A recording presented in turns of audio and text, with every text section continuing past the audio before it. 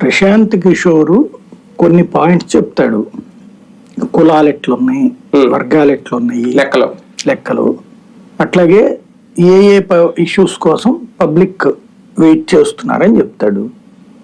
ఆయన 100 చెప్తే ఇందులో ఈయన ఎంతవరకు చేయడానికి పాజిబిలిటీస్ ఉన్నాయో లెక్క చూసుకుని జగన్మోహన్ రెడ్డి అవి అమలు చేస్తానని చెప్పాడు. జనం నమ్మారు, ఓట్లేశారు.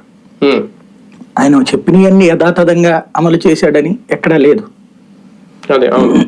అదే సందర్భంలో అప్పుడు తెలుగుదేశం పార్టీ వాళ్ళకి కానీ వీళ్ళకి ప్రశాంత్ కిషోర్ పెద్ద దొంగ ఒక రోజు ఇదయింది, బీహారీ ముఠా అన్నది.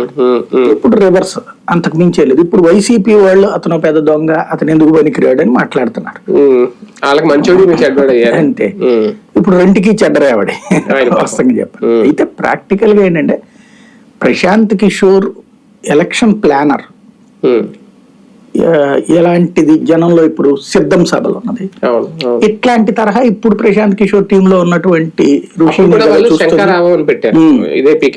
అదే అప్పుడు ఆ శంకరావు ఇప్పుడు తెలుగుదేశం ఆ పేరు, వీళ్ళు ఇప్పుడు సిద్ధమని కొత్త కాన్సెప్ట్ ప్రజా సంకల్ప యాత్ర అదన్నీ వాళ్ళు పెట్టినాయి. అది కాబట్టి ఇవన్నీ కూడా ఒక ఎమోషనల్ గా మూమెంట్ క్రియేట్ చేయడానికి కార్పొరేట్ స్టైల్ ఆఫ్ సలహాలు అవి వాళ్ళు అమలు చేయడము.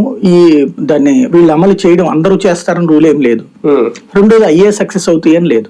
ఇదే ప్రశాంత్ కిషోర్ ఉత్తరప్రదేశ్ లో ఫెయిల్ అయ్యాడు, అలాగే రాజస్థాన్ లో ఫెయిల్ అయ్యాడు, మధ్యప్రదేశ్ లో ఫెయిల్ అయ్యాడు, తర్వాత దాని పేరు ఏంటది గుజరాత్ లో ఫెయిల్ అయ్యాడు కాంగ్రెస్ పార్టీకి. ఆమ్ ఆద్మీ పార్టీకి పంజాబ్ లో సక్సెస్ అయ్యాడు, ఢిల్లీలో ఫెయిల్ అయ్యాడు. ఇది పార్లమెంట్ స్థానాలు. వెస్ట్ బెంగాల్ లో సక్సెస్ అయ్యారు, వెస్ట్ బెంగాల్ లో సక్సెస్ అయ్యాడు. బీహార్ లో అప్పుడు 2014 ముందు అనుకుంటా